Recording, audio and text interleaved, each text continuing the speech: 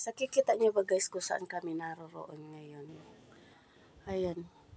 Dito kami sa lumang sementeryo. Ayan guys.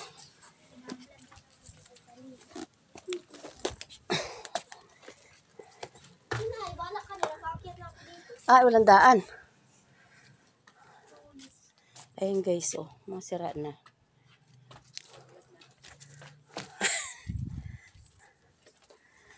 Wala tayong adaanan.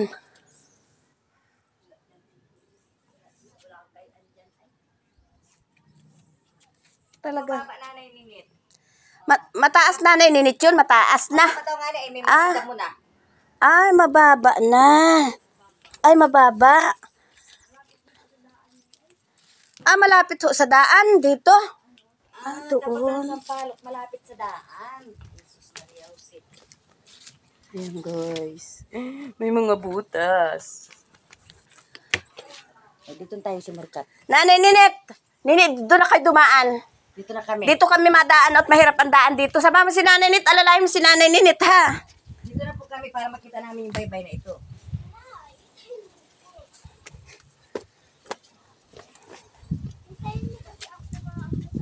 Dito doon na tayo. Meron ba ditong nahon ng pusa kanina? Tinis na wala. Kinig mo? Kinig mo kanina? Ang lakas ka. Parang dito lang siya na ingaw. Tapos nung bumaba na ako dito. Nawala siya. Miming! O, ayun nga. Yun. Sabi ko sa iyo ay meron ay. Miming! Parang nakulong. Naroon sa kabila siguro. Ayan guys. Alam nyo ba guys kung bakit kami naririto? Merong nagpapatulong sa amin para hanapin ang pancho ng kanilang kamag-anak. Kaso nahihirapan kami dahil hindi namin alam kung nabubuwisan ba o hindi.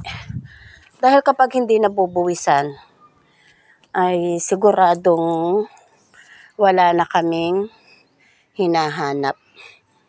Ayan. Ito kasi yung dating sementeryo dito guys. Ayan, kaya napakasukal, wala na ditong naglilibing. Yung ibang mga nakalibing dito, inililipat ng mga kamag-anak doon sa bagong sementeryo. Ayan guys. Kaso parang malabo na namin makita yung aming hinahanap. Hoy! Ang gulat ka sa iya!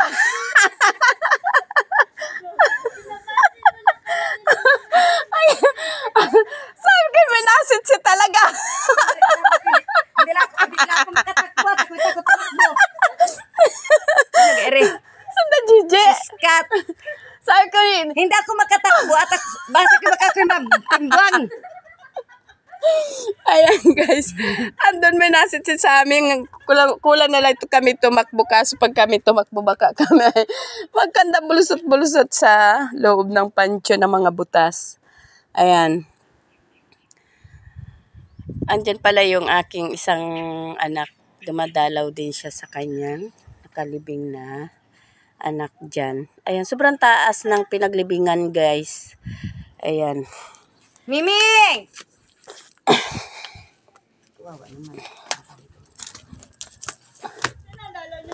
Hindi, iyang may inahanap kami na